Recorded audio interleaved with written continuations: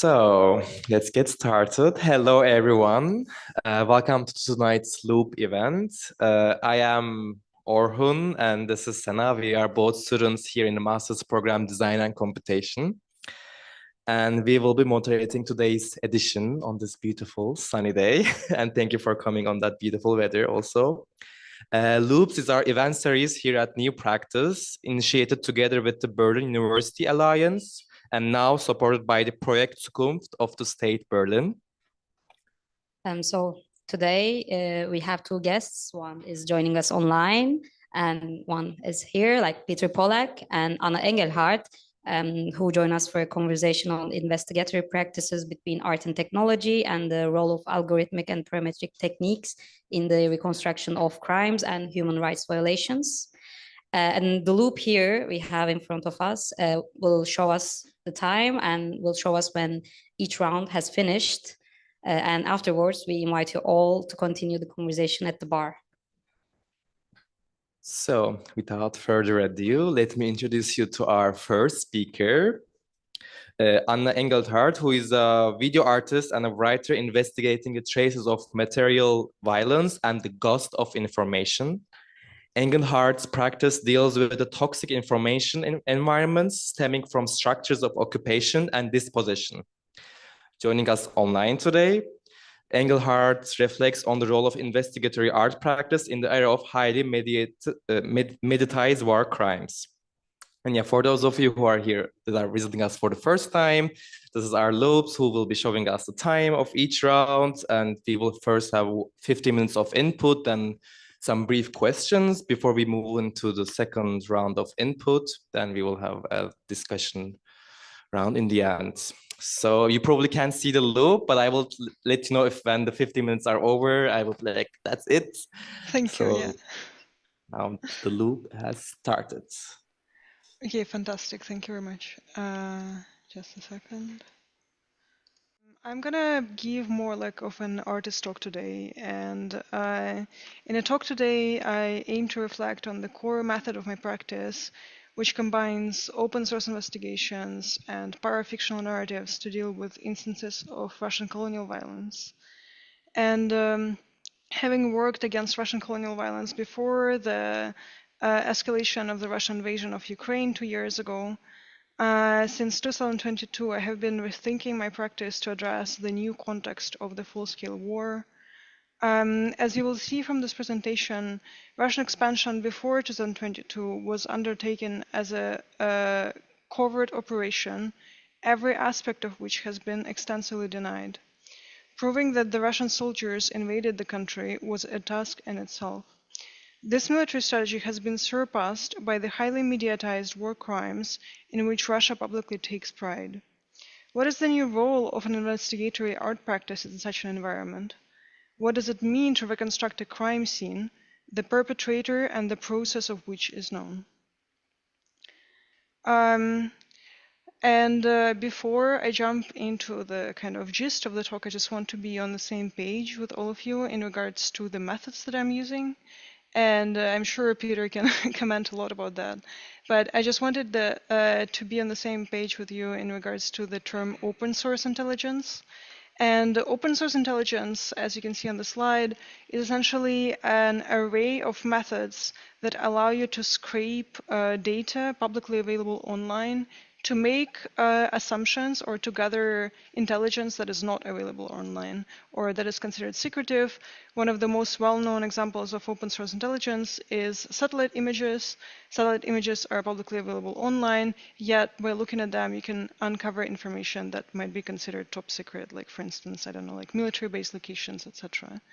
So that's about open source intelligence. And the open source investigations, something that I normally work with, are frequently characterized by a detached, sterile perspective in which embodied experience is dismissed unless verified.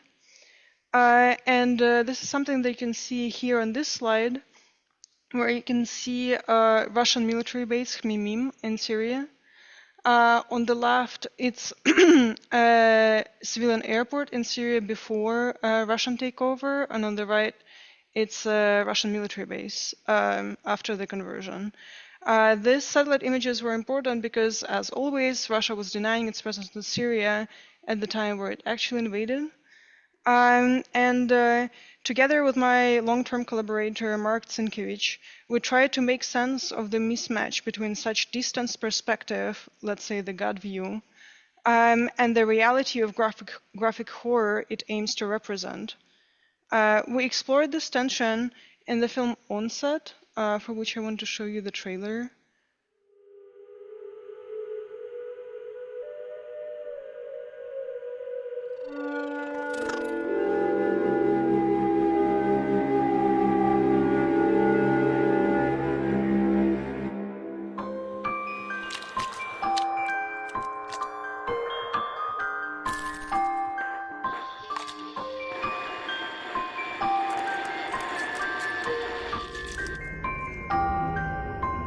It is normal, instinctive to be terrified of demons. But do you know why they're dangerous?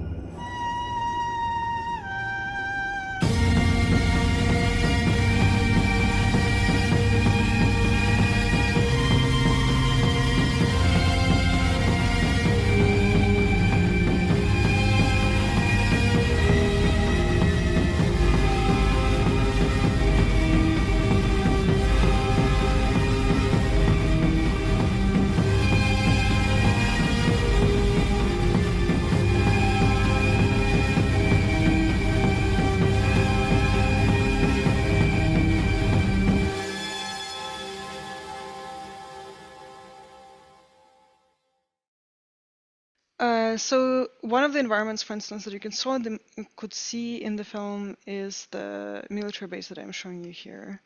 And what we tried to make in Onset is to explore this tension, recreating a horror movie's embodied limited perspective to oppose it to the detached surreal perspective that is very common for the God view of the investigation practice. A viewer protagonist of the film, radically vulnerable to the unknown threat, follows the narrative of the satellite images investigation. To achieve this effect, we crafted what we called infrastructural horror, a genre that amplifies inherent dread hidden within extractivist infrastructures. This genre aims to create discomfort, repulsion, or suspense by exposing the architecture of dispossession and destruction as a foreboding. In the film, a demon roams through an ominous synthetic environment, reconstructed from satellite images of Russian air bases, Khmeimim in Syria, Baranovich in Belarus, and Bilbek in Ukraine. Passing through their deserted corridors, interrogation rooms, and electricity substations, this parasitic force sprawls out from the military structures. Devastation follows in its wake. In Onset, we crafted an unholy alliance of medieval demonology, open source intelligence, and CGI animation to uncover the secret life of these military outposts. Over the course of the film, the true horror of Russian colonialism becomes manifest in the process of possession, the imposition of external control that gradually destroys an organism from within. And I think the stuff that we discuss in the film is directly relevant to what is happening today, because the tension that we felt in between the detached perspective of the investigation practice and this kind of working with affect in investigation, I think is very relevant in general to the environments of mediatized war crimes.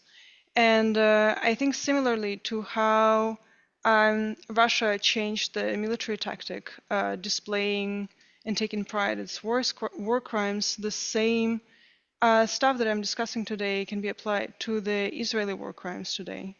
I think the things that we see, like the satellite images that we see, are no longer as necessary or taking as much of a vital role in discussing the conflict at stake or the violence at stake.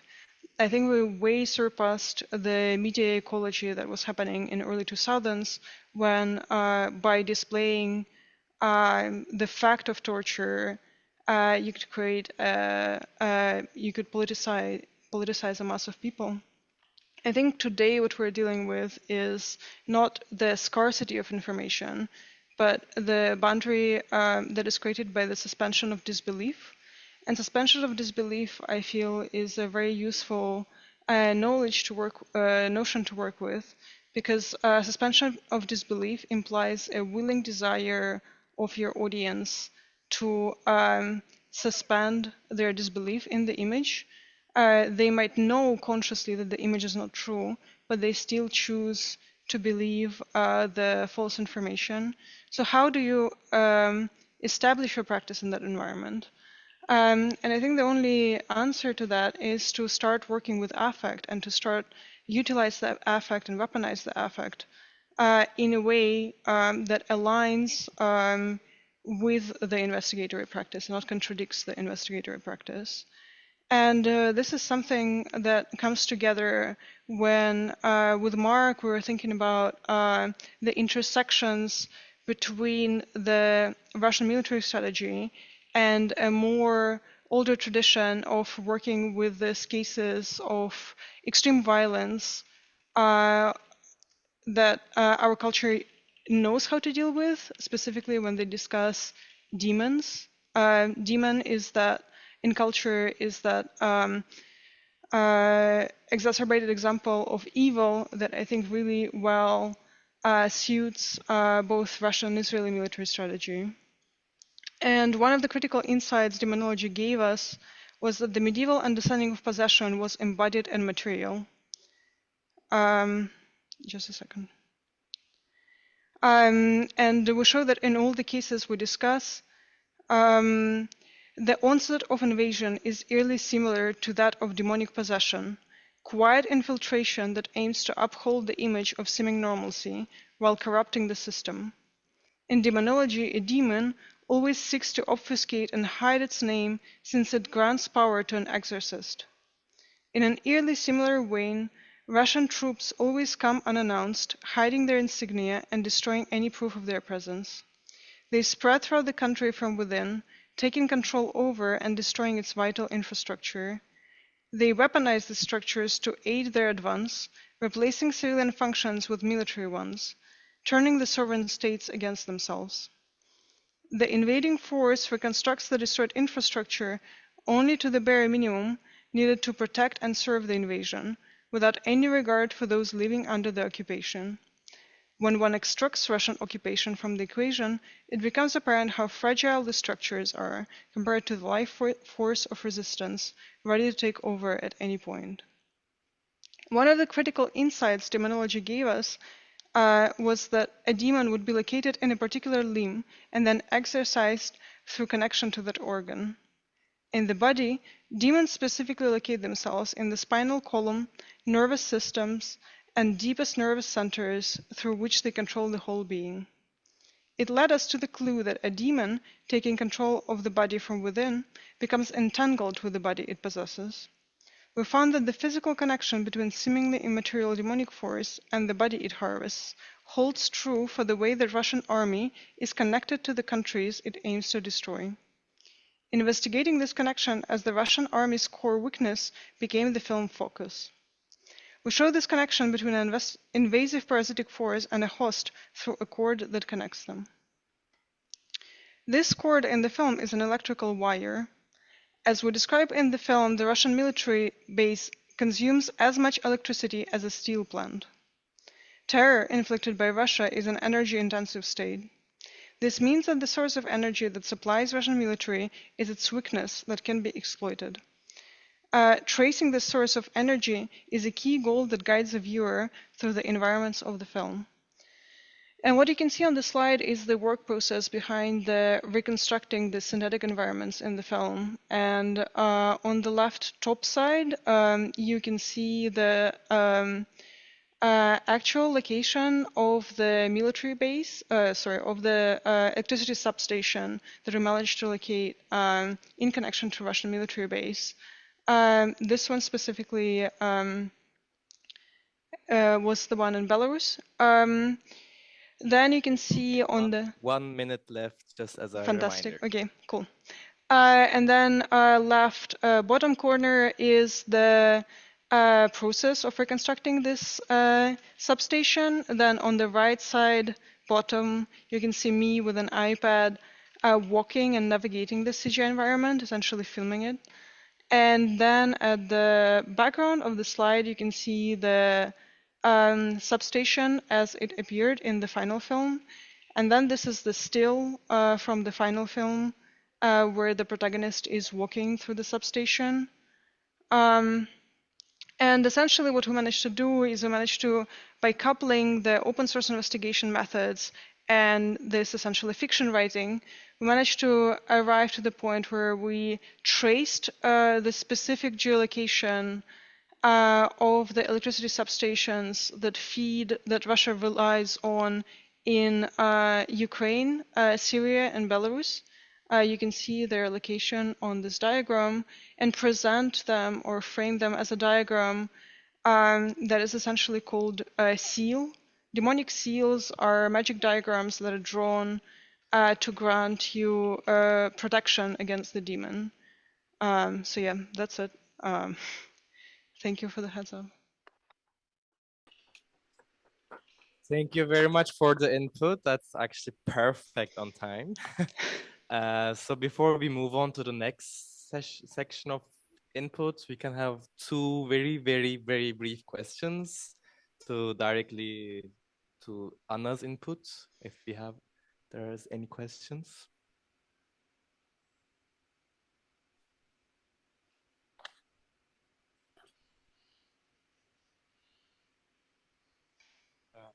Why did you choose the medium of a narrative film? Maybe a bit closer. So, why did you choose the medium of a narrative film rather than a documentary film for this topic? Because I find it very productive to work in between fiction and documentary, and that's something that I think is like the core of my practice. I find with the when you appeal to the facts in the form that documentary presents, you essentially limit yourself to engage with the information in that kind of information economy that I highlighted as being in crisis at the moment. And I feel the genres or let's say conventions that are deeply embedded in our culture afford a lot of answers as to how navigate those cultural complexities. For instance, what I mean with that is it's very hard for us as humans to kind of comprehend another human being doing harm because they enjoy that necessarily, like for instance, or comprehend a certain level of malice that surpasses our culture or like cultural imagination. So tapping into those devices, like cultural devices, let's say, that help you breach that perception for a viewer creates a feeling that is not entirely possible if you fully function purely in the documentary basis. I hope it answers the question. Maybe one last question. First of all, thank you very much for your presentation. I arrived a bit late, so maybe I missed something, but my question was about why did you choose to do your movie using, if I'm not wrong, like a game engine or something like this? I guess half of the stuff you showed, it was made in CGI anyway. So why you decided to do it in CGI and not actually in live action? What is the decision under it? And I guess like I would say like it would be something connected to also money, but if it's also a decision like aesthetically connected to something and to this idea of affection, I would like to know something about it. Thank you. Yeah, I mean, for me, it's a fantastic medium because it is very honest with the viewer about its artificiality. Like it doesn't create a false impression. because I feel when you're like walking that binary between that fiction and documentary, you need to be very cautious with what you present as being fiction and fact. And also because I work also with like archival footage and found footage, for me it's very important to maintain this clear distinction between where does like the factual narrative and like I try to be like honest with the viewer about like where they can rely on directly or like what they need to take this kind of extra step to interpret. First of all, and then I think second is there's another kind of a bit extra layer of that, if you will, because I'm very fascinated with the proposal of simulations, or like what kind of simulations allow us to do politically, what kind of agency it creates, or like relationship it creates with the viewer, and that's something that I'm currently developing in my like other body of work. But in that film as well, we wanted to make this environment essentially as that kind of like actionable simulation for people who are, let's say, more practically engaged in the information that we're dealing with. Like what type of visual ecology it allows for when you can actually train yourself to navigate those environments. Like if you can share this information with people on the ground to actually rehearse walking through these environments, for instance, and seeing their weak links. So that was another kind of layer of engaging with CGI, and this kind of relationship is only possible with game engines. You cannot quite allow this interesting layer to unfold in the live action. Thank you, Anna, and thank you to the audience for the questions. I think now we can move on to our second guest. So I'm happy to welcome Peter Polack, who's a researcher and a software developer at Forensic Architecture, which is an interdisciplinary research group in London, whose research and practice.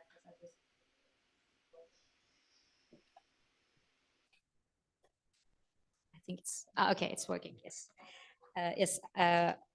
Peter's research and practice addresses the role of political imaginaries, theories, and fictions in confronting police and military information systems.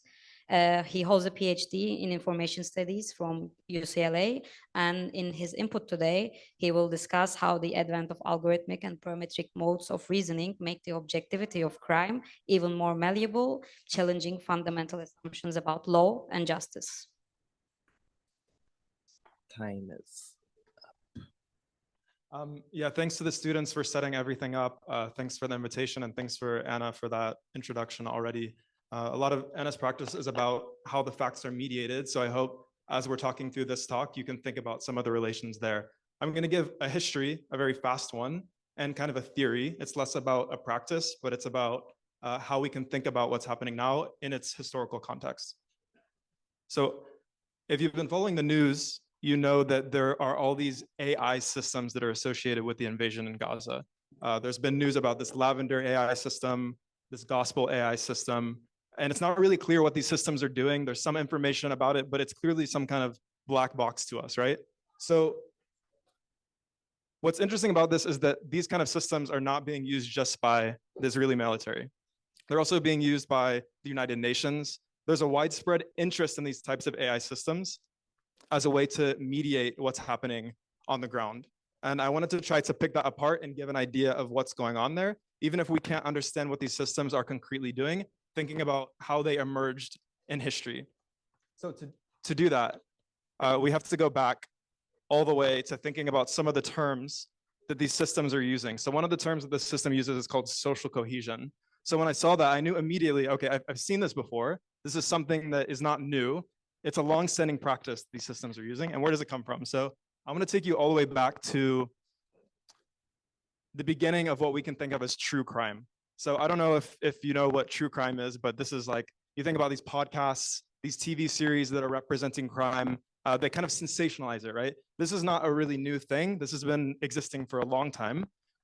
Since we could print on paper, we were mediating crime in different ways, sensationalizing it, right? Treating it through these different graphical representations, different types of textual representations.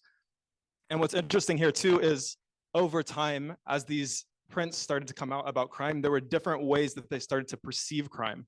They started to represent crime according to the psychology of the criminal, right? They started to represent crime according to anatomy and things like this. Is it okay? Yeah. So we know from the beginning that design has always shaped perception of crime. That's like nothing new whatsoever. And then what's important here is that this is kind of shift from being just something that has to do with print media to something that has to do with architecture and the design of environments, okay?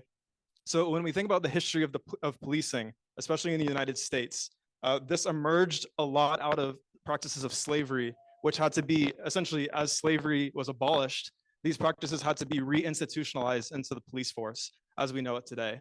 So part of this was the lantern laws, which actually legally required Black people to hold a lantern as they went anywhere so they could be more visible to the police. So you have these kind of practices that create a way of making certain people more visible to police and making certain people more inherently criminal, right? So as time went on also, we have basically, the origin of modern policing as we know it in the UK, which comes out of the Statute of Winchester to begin with, which was interested in trying to design environments so that people could see crime more easily. And it was also interested in making it so that people would all be legally required to report on crime wherever they saw it. So, like see something, say something, or like see it, say it sorted. We have these expressions in the UK and the US. I don't know what the German one is, but this is like the origin of that type of practice. It's having everybody focused on these visibilities of what is criminal and in a way what is not. So moving very quickly here. We know from these things that policing has always concerned appearances. It's always concerned how things look, being able to differentiate what is criminal and what is not, and constructing that appearance as well, right? So you can see that there's already an affinity between design and policing. And that affinity between design and policing really became a concrete thing through these architectural practices, which emerged both in the United States and in the UK as a part of urban development projects, right? So here you can see that there's a design which is trying to say, if we have this open space and everybody lives around it, then everybody can have their eyes set on what's happening in this open area, and we can reduce crime in that way. So if we go back to thinking about how the police are interested in creating these kind of visibilities, this is a kind of architectural reconfiguration of these principles, right?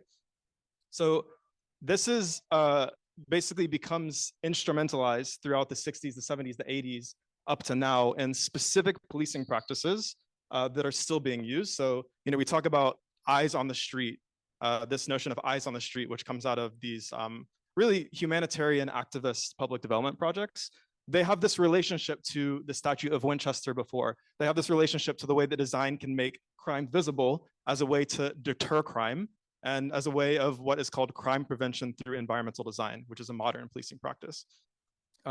So there's these other terms that come up along the way, and eventually we arrive at this official CPTED, CPTED as they call it, crime prevention through environmental design. And then we start to see terms like social cohesion. So when we talk about these AI systems that are being deployed in Gaza and in LA right now, pretty much everywhere, they're still like using the specific terminology that came out of these practices. And that's the history that I want to kind of uncover. Something that these systems do is we saw that how they associated crime with certain kinds of behaviors. We know over time, like we know in the beginning, through the representation of crime, there's an interest in trying to figure out what is the psychology of the criminal, what is the behavior behind the crime. So there's this connection that's made there. In addition to that, there's an association made that behavior is actually environmental, right? So you can design environments to influence behavior, and by designing environments to influence behavior, you're in turn able to influence crime. That's at least the idea.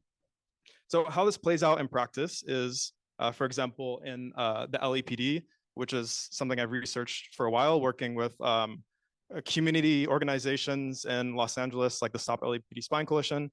How this plays out is basically these systems which are trying to measure what they call social cohesion, and they're trying to map that as it would exist in different neighborhoods. Okay, so they're using many different parameters to calculate this, but what they're trying to identify is basically areas that would be more susceptible to crime, right? Areas that would be more kind of inherently criminal by virtue of some kind of environmental traits, right? Or social traits. And here also there's these measures like collective efficacy, these are measures ostensibly of how communities are able to thrive and like work together as like coherent social groups. But what's interesting about this, the way that they measure this, is part of the way that they measure like high social cohesion, high collective efficacy, like so to speak, a good community is whether, for example, communities are willing to call the police when there's a problem. So communities that call the police are basically like rated as higher like social cohesion, and just general like willingness to interact with the police is also higher social cohesion. As well, as I mentioned, there's this contract that the UN had with this this algorithmic boutique called Culture Pulse. You can see in their aesthetics how they resemble like Palantir as well. There's like all these types of new systems and startups that are trying to be created to do the same kind of work.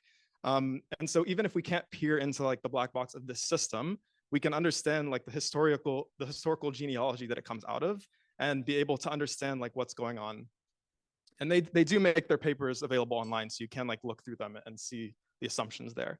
But they use social cohesion as well, right? They also use a kind of contagion analysis, which is really common in these systems, where they're trying to see, okay, so if somebody is somebody that we've registered as a criminal, how does that crime spread to other people in the environment, right? Either through their social networks, through their families, right? As is really common in gang databases, or through environments, right? So maybe just by virtue of being in an environment. And we see all those, of course, as tactics that are employed by the IDF when they're targeting people. So I mentioned this formula, which is like criminal, behavioral, environmental, this kind of connection of theories that started to become put together. But the question is like, what exactly are these links between criminal and behavioral and environmental? What actual behavior is something that could be detected as criminal, and what actual environment has signs or indicators of being criminal, right? So for a long time, social theorists, criminologists would try to come up with theories that would identify exactly what these links were, but they weren't really working. Like they tried to implement these in like urban development projects, but it wasn't really working. The data was showing that those like architectural changes weren't really doing anything. So there's kind of been the shift where now the way that this is done, the way that these links are created between these factors is basically through data.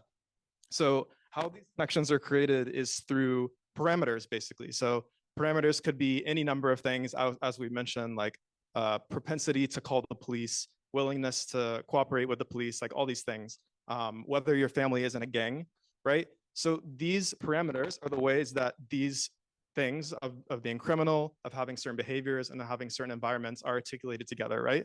And this is a way that's used to predict crime based on environmental factors, right? Predict crime based on behavioral factors, predict extremism based on behavioral factors, right?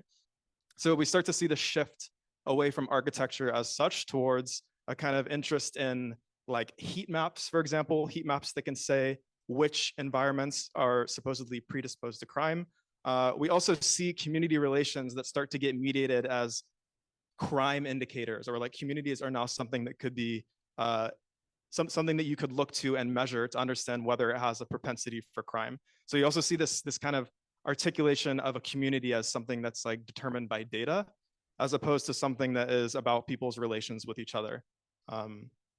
And as well, you see compliance as something that is a heuristic that can be optimized. So when we talk about, you know, people complying with the police, that being a sign of high social cohesion, that is now something that the police kind of want to optimize. They want to maximize compliance. And in cases where they can't do that, in the other geographic regions where they're not maximizing compliance, of course, they use violence, right? And so this is kind of a diagram I made that shows how these things fit together in one policing system. It's too much to go into now, but you get the idea about how all these different theoretical factors fit together into an algorithmic system, which is supposedly going to be able to predict crime, okay?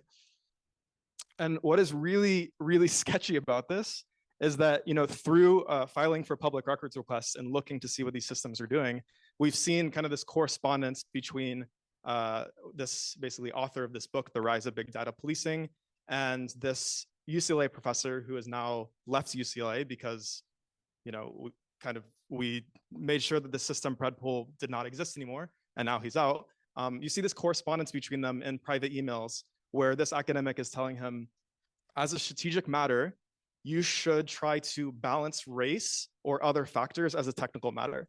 So he's trying to tell this person that authored this predictive policing system that basically like, you need to show the public that like your systems are not racially biased. You need to figure out what are the other parameters that can basically, you know, allow you to continue to do your work without revealing yourself as like explicitly racist, right? So there's this kind of play with parameters, a kind of parametric design that goes into these systems to try to make them maneuver away from certain kinds of controversies or certain kinds of like public discourse and things like this. So this is a part of a kind of academic policing complex where academia is trying to help police reform to use different types of variables that are less suspect, and also as a kind of reformism of algorithms, okay? So what does this mean in practice? I think I'm actually good on time. Basically, the definition of what is criminal is now able to change like very fast and dynamically. Like irrespective of the laws that we have in place to say what is criminal and what is not, irrespective of that, these computational systems are able to use parameters to articulate who is criminal, which communities are criminal, which environments are criminal much more quickly. So in this environment, textual law is absolutely failing to keep up, okay? So there's kind of like a split in like the theory and like the computational practice responding to this problem. On one side, there's people, mostly kind of like more legal scholars, people working in a legal space that kind of say, well, okay, texts are failing to keep up. Computational systems are out of control. So what we need to do is we need to go back to the text of the law. We need to go back to the code of law and use that code of law to hold these systems accountable, right? So this is a kind of doubling down on liberal principles faced with these kind of runaway computational systems. How can we go back to the law to enforce them? That's when you get things like algorithmic bias, transparency, accountability, these kind of liberal terms. The other direction is not any better. It's basically the idea that, okay, this is happening. Maybe these systems are good. Maybe we need to use them to actually like surveil communities. And maybe it's just a matter of changing the parameters to make them better. So this kind of cybernetic utilitarianism is interested in using these kind of parametric designs for social good, but without any awareness of the power structures that they depend on. And for me, the issue is that both of these sides refuse to acknowledge that parameters and laws work together. They work together. You can't really choose one or the other. In the case of the invasion of Gaza, you have a criminal designation of terrorists, you have a criminal designation of Hamas. At the same time, you have all these parameters that are articulating certain people as being Hamas, as being terrorists. So there's kind of a flexibility on the computational side and maybe a rigidity on the legal side, but these work together. And we really have to be able to account for the fact that this is happening. Like we can't just like go to the law or just like start making like cool computer systems, right? We have to have an interdisciplinary practice that is aware of these kind of interactions. And yeah, if you want to know how to do that, I think that's up to everybody. I think that's something that we're trying to do in the workshops here a little bit. So yeah, that's all I have.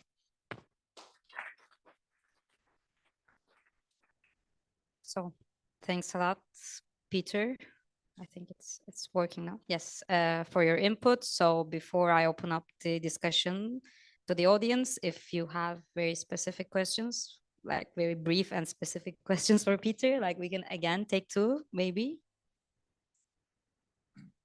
Hey, do any similar parametrizations and databases exist for white collar crime?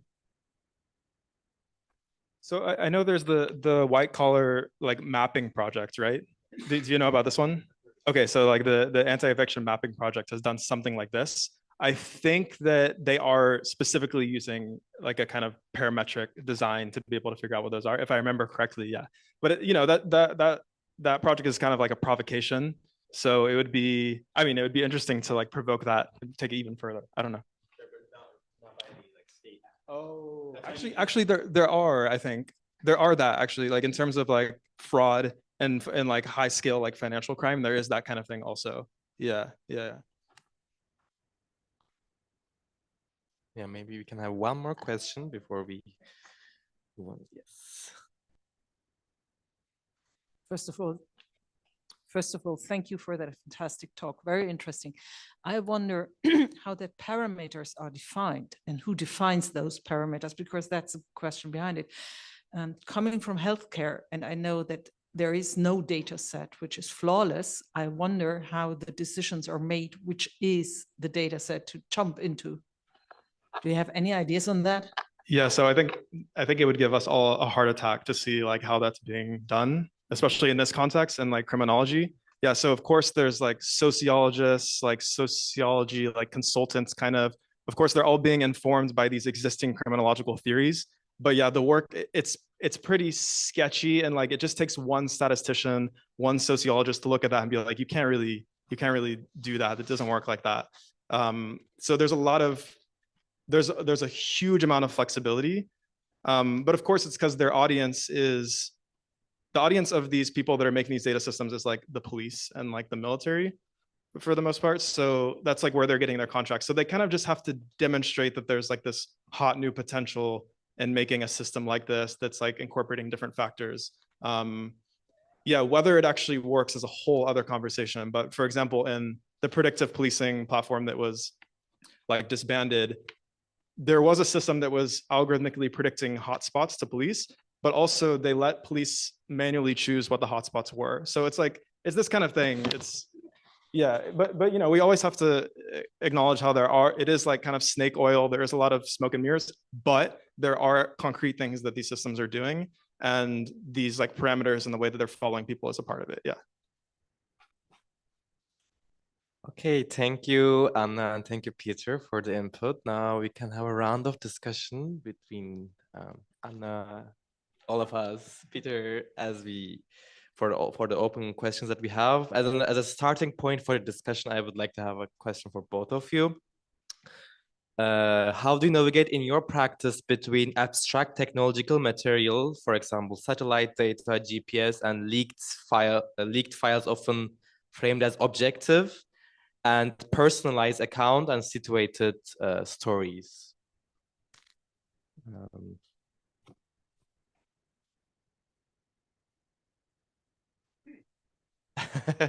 So I mean, you know, I have the practice that this comes out of is based on my own like research, which is really informed by organizing that's happening in LA. And there, you know, there in every report, whenever there's an analysis of like the objective algorithms or what's happening, there is also, you know, a kind of there's like qualitative interviews, going to people like on the street and saying like, okay, this place is known to be a hotspot, like what's happened here.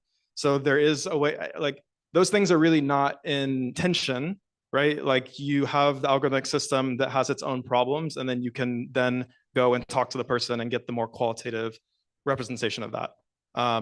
And then I think also the same thing is at play at forensic architecture, right? Where, you know, the kind of like magic or like the importance of the method is for the objective and the subjective to be able to like corroborate each other in a way.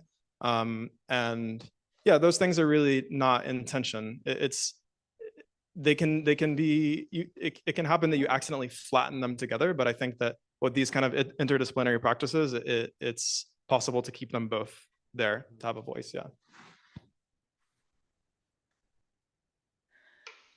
I think that's actually a fantastic question because I think there is a very interesting.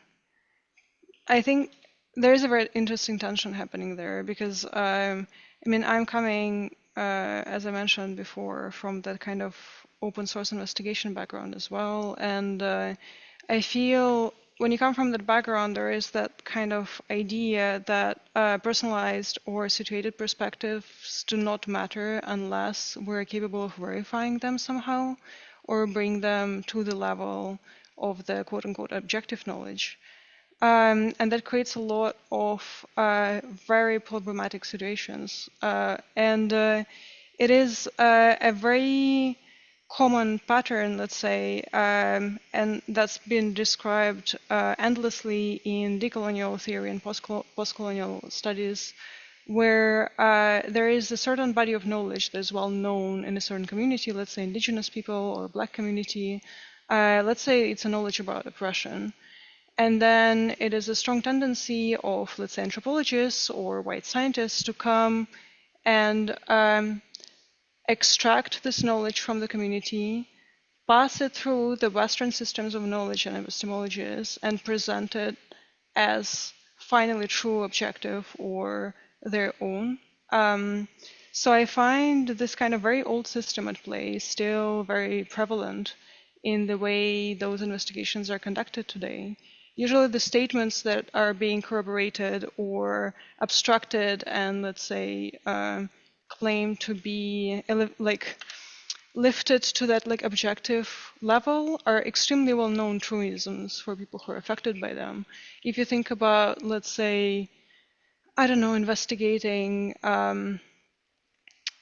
like, and that's kind of what I'm interested in my practice at large, right? Because like, what does it mean to make an investigation about Russian invasion of Ukraine in 2014? Like, it's so obvious for people who actually saw that happening, like it was like an open secret for so many years, but yet somehow there needs to be that kind of like system that passes through those stories and creates them, like molds them into that parameters of cross verification. And then on the other hand, also as a filmmaker, I know that objectivity is an aesthetic, right? It's an aesthetic that is artificially constructed. And this is something that you learn very quickly when you learn to be a documentary filmmaker. There are specific ways you create a shot, you create a perspective, you create a narrative that creates that feel of like whatever, cinema verite, like the kind of on the ground perspective that is aimed for that objectivity or like true life. So how do you deal with those questions, knowing that kind of criticism exists there in the documentary filmmaking? How do you apply that criticism when you work with investigations? I'm sorry, I'm kind of answering with the open question because I think like it's not very possible to give that like answer to that, but that's something that like really interests me for a long time. I think having more open questions are never a problem. Any further comments, questions?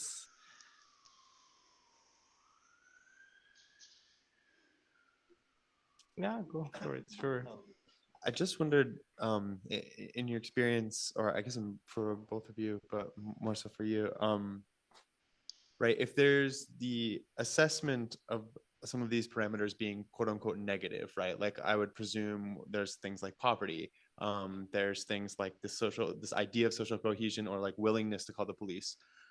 How much of that information is used by state actors particularly, or law enforcement, to actually do some sort of remediation, right? To alleviate poverty, to try to work on social cohesion and identify those pain points? Because it's weird, like it almost seems like actually that data could be operationalized in an entirely different way. And is that the source of the tension, or is the data the source of the tension, biased or not? Yeah, so okay, so I think already in the language and the rhetoric of the police and almost in the operations of the police, there is it's branded as if it is trying to find those problems, ameliorate those problems, almost in a way where the language of violence is kind of put aside. So that is an explicit part of the language, especially with like community policing, which is like the latest like iteration of policing. It's you know, we're here for the community, we're like coming out for the community, we're trying to find problems in the community. Okay, like textbook example of this is there's like this thing in LA called community safety partnerships, where you know where this is going, right? So the LAPD basically chooses an area that they want to like try. It's like a crime intense area that they want to like kind of solve crime there, so they want to like improve it. So they solicit like a census to the community, and the community is like, oh yeah, we need like more like benches or something like this, something really basic and like innocuous. And then the LAPD is like, okay, we're gonna install more surveillance cameras, and that's like actually what happens. So there's the level of like the kind of police being disingenuous, but I think I would be kind of critical and sensitive to the way that information systems create certain kinds of political leverage, especially for like state actors that actually have like recourse to violence. Like insofar as they do have recourse to violence, like that's really the way that it's going to be like dispatched. Like, of course, the police are not the people that should be responsible for, you know, improving like architecture or like parks or things like this, because what are their solutions? Like install more cameras, for example. So yeah, I think it's an important question to think like, okay, well, could that data be used to do those things? But I think also, it creates a certain type of like optic, which is like emphasizing a certain kind of heuristic of community improvement. And then really how you go about doing that can go in so many different ways. So I think this maybe gets a little bit back to, Anna's critique, which is like, if you just kind of try to apprehend what the problem is, like from a very high level, then you're really just like kind of affirming what everybody already knows. And those kind of power dynamics are still like at play beneath the surface. So I think, yeah, that's a long answer. Yeah, hope that answers, yeah.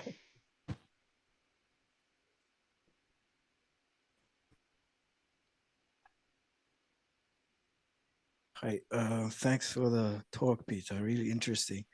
I had a few, maybe just remarks, really. And it's just like, when I hear the words police, I always have an immune response that is like, that doesn't work. The police doesn't work, and the law in its broadest category maybe is also a failure, because I think one of the great things that what your presentation showed is, of course, that also what we know as legal systems, whether they're in Africa or whether in Europe, probably coalesce from, these racist ideas that criminalize, for instance, racial bodies. And so it's so intrinsically buried within those things that to begin to just unearth it, I think is such a monumentous task. But then the thing that I want to ask, or I want to tease out, is whether there is space for law and police outside of police. And I think this is kind of what you touched on with not so much police cooperation as in like neighborhood watch or whatever, because neighborhood watch, especially in Namibia, where I come from, tend to reinforce what the police did during the apartheid times.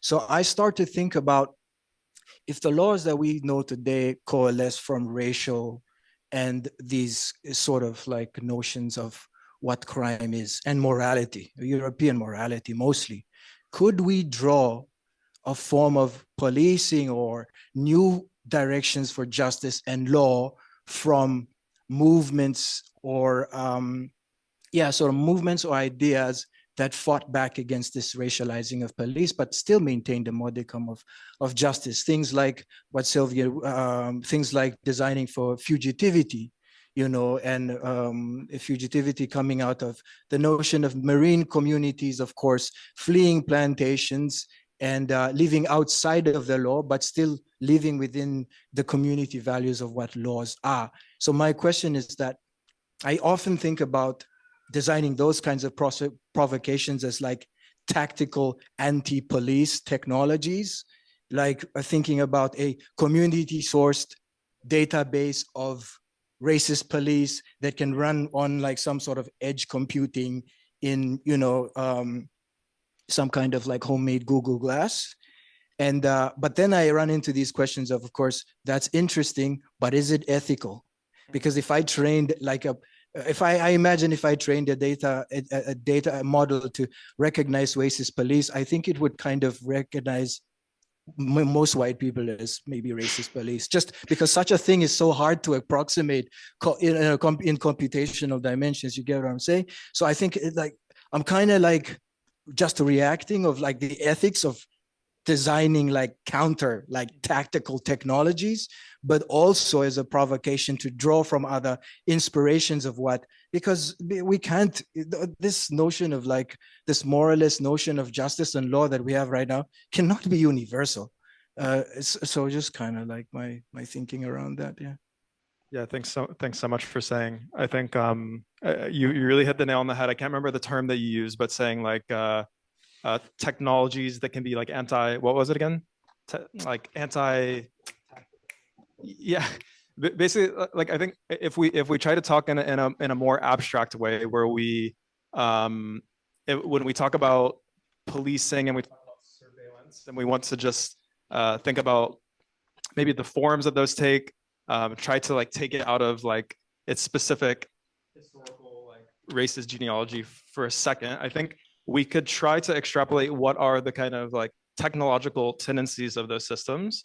For example, like what is the tendency of having like a paid force that all has like guns? Like, what is that going to do, basically? Like, another thing is that, yeah, what is it going to do if you have surveillance cameras like everywhere, even for like a social good? Like, what's going to happen? Probably by nature of those technologies, by nature of the way that they're distributed and designed, there's going to be certain types of tendencies that cause like bad things to happen. I think being attentive to those tendencies is the most important thing. And I think you said that when you said like, what are the types of technologies that could be designed against that? I think, of course, there's like a place for computation for that. But it's really tricky because, yeah, I think as soon as you get into the territory of working with like large scale, for like population scale analytics, things, just the kind of power asymmetries that you're setting up. And maybe that's what the question, maybe that's the answer for police too. Like the power asymmetries that are there are so vast that like, what can you do about it? But yeah, this is a longstanding question at the coalition too. Like, okay, like we're starting to put together, actually check out this project from the Stop LAPD Spying Coalition where they put like every single LAPD officer on the internet with their like, their salary, like how much they're getting paid. It's like a really good tool, but you know, also we have to be mindful of like when we're doing that same kind of surveillance. Yeah. Long answer again. Yeah. Also, Anna, if you have any remarks or comments or further questions, just anytime jump in. Yeah, I actually have some. I think I just wanted to introduce some more examples because I think, I don't know if you're aware, but there was like anti-apartheid hacking collective. And I think that was very cool. And there's like a text on eFlux about it. So if you just Google imagine anti-apartheid hacking eFlux, it's going to come up. And then I also wanted, in regards to that question of making a database of police faces and like police facial recognition, and the question of ethics, I think there's like a funny example also that I can propose here. With Mark, we wrote a text about like facial recognition systems and like policing in Belarus. And what protesters did there was very funny in a way that they claimed that they developed a neural network that can identify faces of Belarus police despite they're heavily masked. And then they provided several pictures of instances where we believe they identify, I mean, Mark and I believe that protesters identified those policemen not by their facial features, but through other open source intelligence means. But they use those cases to pretend that they developed this software that has almost godlike capabilities of knowing who you truly are behind your mask. So then it created a wave of fear in police when they went to beat and kill the protesters, that actually they're not as anonymous anymore as they would like to be. So that was like a very interesting power dynamic subversion there, because like the neural network was very obviously not working. Like if you know anything about how to code these things, you understand that to train an algorithm in that way, it was like they were like identifying them by like not even eyebrows, like it was like purely eyes, and as you know, like from protests, it's like a couple of pixels, etc., etc. But yeah, I think it's like an interesting question it poses about like how to use those technologies and whether they need to actually be functional in the end of the day. Yeah, interesting. There's one question here. Hi, my question is a bit more directed towards Peter, but I think it goes in the same vein of what has been discussed so far, especially what was said about the tactical defense mechanisms by the public. Because you presented in your presentation, you mentioned these two views about the topic. One was the going back to the text one, basically, and the other one in believing in such systems.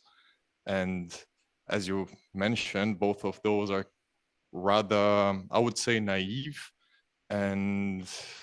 but then again, they share this common optimism between the two of them, which is, in one case, they believe the government to be able to regulate and stop those technologies that might be harmful to the public, basically.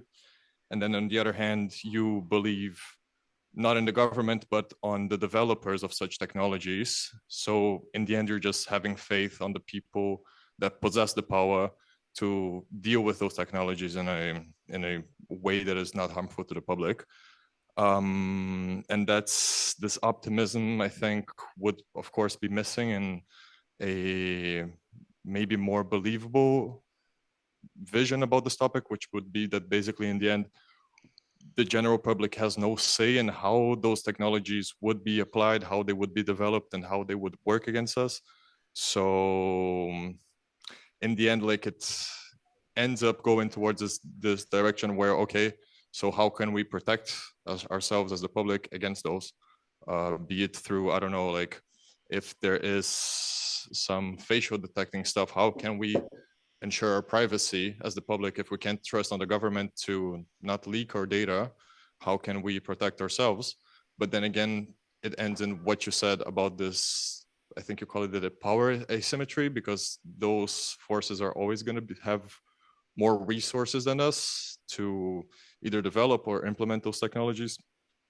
So is there any way we can go around that? Because I feel like that would be the case with any other technology as well. If you think about gunpowder or basically guns, you have examples of when groups try to bring that into the public and defend themselves against police force. And that was either judged as unethical by the people in power, or many were skeptic about how ethical, how that could be achieved, or how efficient it was at the end of the day.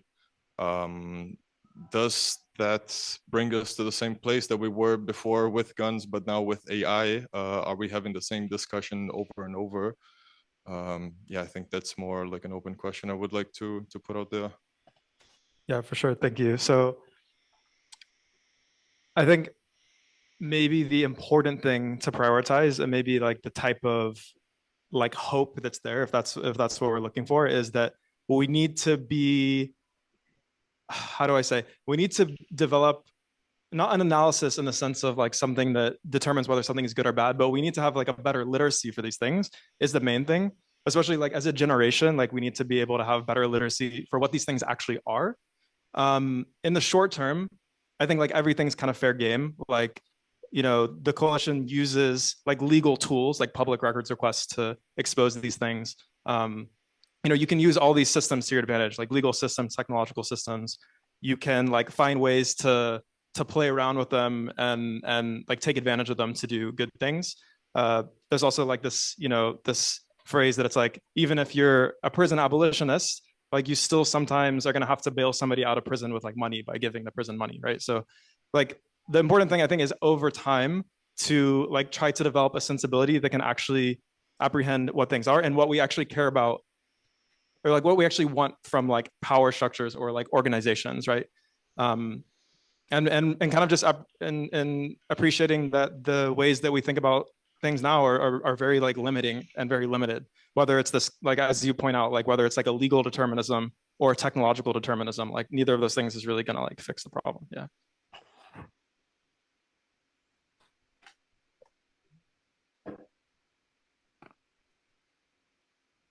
I was wondering to what extent you're using in your work, or you're also aware of in other people's work, also the systems you've been talking about, feminist approaches to data, or also like gendered lenses, because I mean, especially in crime, we know that like some people feel more comfortable with security cameras, while for certain types of crime, security cameras don't do anything, and it might be more helpful to know exactly when the bus comes to not be raped instead of having a security camera. Yeah.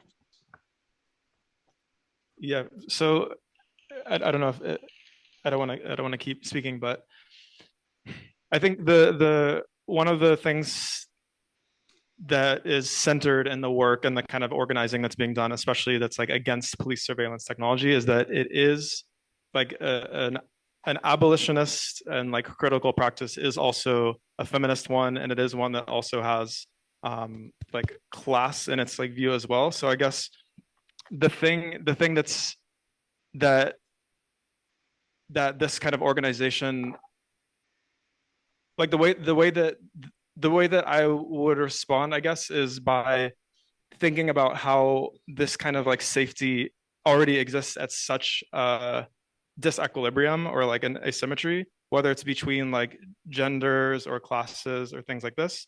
And yeah, we need to be able to think about how things should be organized in order to not have those asymmetries. So I think if I kind of interpret your question, it's like I see like how, you know, surveillance can be something that's like also safe for some people. Like it can help as safety. It's a double-edged sword, right? Because it can also be used to criminalize at the same time.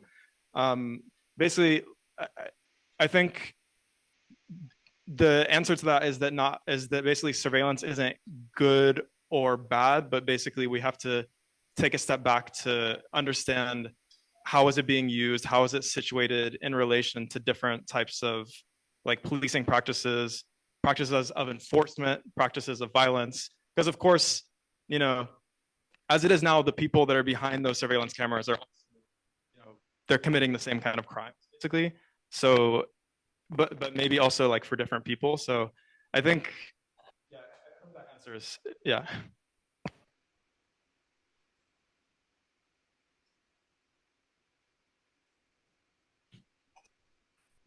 Hello. Okay. Thank you so much for the both of you.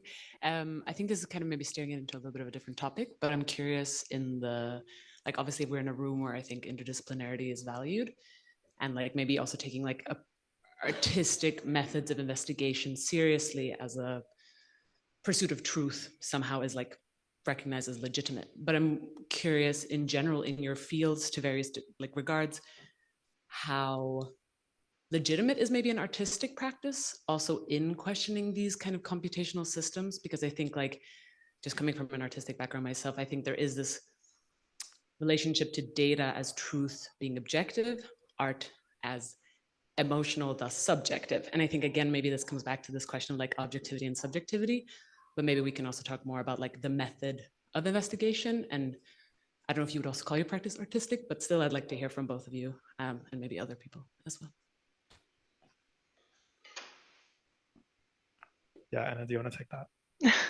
Sure. I think it's a very interesting question, and I think, yeah, I guess it's a bit hard to answer it because, like, legitimacy for whom, right? Like, if we're trying to convince Palantir, or like if we're trying to address weapons manufacturers, like, I don't think our like how many PhDs we have necessarily matter in that conversation.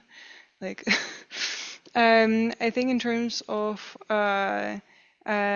seeking to establish, like seeking to find new knowledge, or like knowledge, or like doing like, let's say, rigorous research, let's call it like that. I think artistic practice is a very broad term, right? Like there is so many different artistic practices that pursue their own versions of like knowledge and stuff. In my own practice, I kind of navigate that by thinking who is my target audience and what is the kind of new information that I'm presenting in my work that hasn't been known before. For me, that's a very important part of my practice. I try to always not just kind of repackage the already existing information through my artistic medium, let's say, but to try and use the mediums that I'm working with to discover something new that hasn't been known before. And that's something that comes from my own experience, because as soon as you're not coming from, let's say, US or UK, it's very common to kind of take that information that is, I mean, once again, like very well known somewhere, and then just prepare it for like a different type of audience. So I'm always kind of coming back to where I'm coming from, and I'm thinking like, oh, is it actually something new for the context that I'm from? Like, is this something that is not known? Like, is it something that hasn't been discussed before? Is it actually useful for people who are affected by those things? So that's kind of, I think when we're like discussing legitimacy, this is kind of the questions, because I also feel like in artistic practice, you kind of have to develop your own criteria for legitimacy in a way, right? Because like our practices are so different. So that's kind of the questions that I determine the legitimacy of my work by, right? Like the kind of novelty of information and the relevance of it for the context. Like, do I do justice for the context that I aim to represent? And then simultaneously, like, how does it address the audience that I'm engaging with by presenting my work in Europe? So that's kind of how I navigate this legitimacy. And I think with that, like, it doesn't necessarily matter as much like how deep you are or like how institutionalized you are in the spheres of expertise, let's say as a data scientist or as a, I don't know, forensic scientist, et cetera, I think if you think even about like how contemporary education works, unless you're trying to make a new claim in the field, unless you're trying to make a scientific discovery, you actually can become quite fluent in, I don't know, like coding language in a year, or you can learn how to make new neural networks within a very short time frame. So I feel with the contemporary education, those like levels of expertise are much more fluid to maintain this like interdisciplinarity, that not just like a tag word, but like genuine kind of interest in other practices. Yeah, that's kind of my thoughts around this as a like from an artistic point of view. Yeah, maybe we can have one more question before. If it's too short, if it's short, not too short, but we can have two maybe. To that question. This is a question for both of you, and also obviously open to the public, but there's a conversation around, so in a previous question, someone mentioned the work you were doing, Anna, as like how you mix fiction and fact together, and how the claim is that certain aesthetics basically presuppose to an audience that something is fact or fiction. And I think there's a more important conversation that arises from that claim, which is that, one, is there even a literacy around that generally, or is that like a class literacy, an age literacy? And there's this, you've mentioned in some of your previous work before, Peter, this idea of class aesthetics. I think that would be useful in tandem to that question and describing that and investigating that term further, because the work that you do involves a lot of literacy around game engines, what's mixed reality, what's real reality, what's archival, all these things. So maybe you could touch, both of you could touch on class aesthetics. That'd be useful. Yeah, I think that's actually a fantastic question. I can't see Peter, so I hope you don't mind that I jump into that. Okay, cool.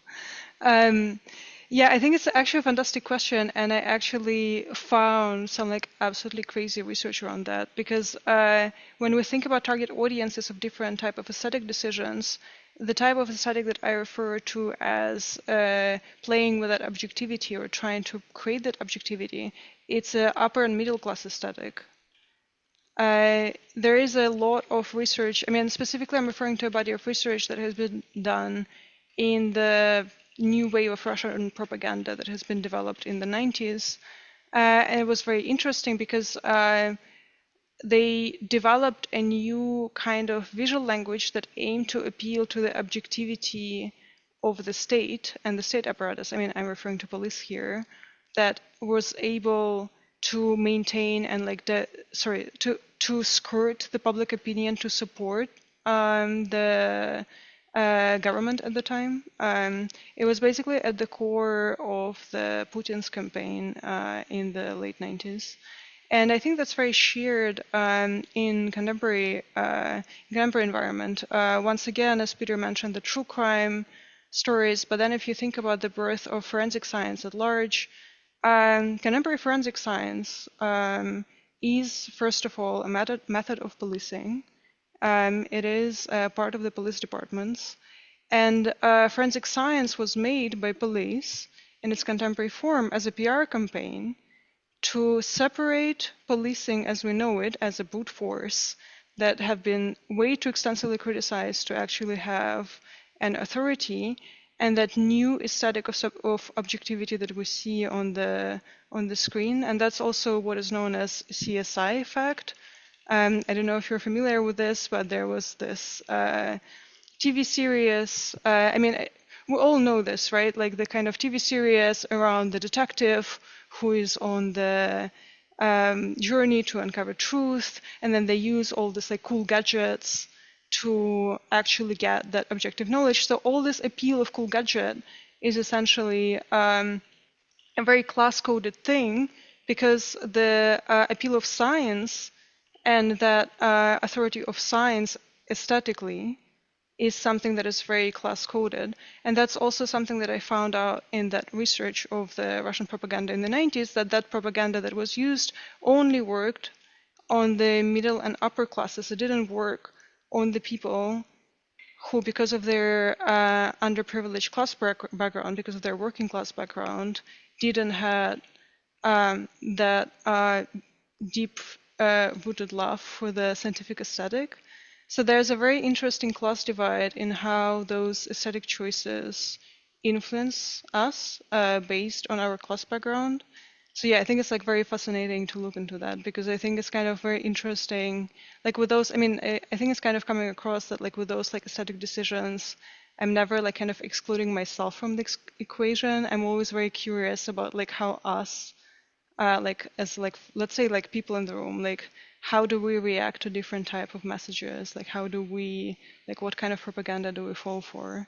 I think that's always like fascinates me.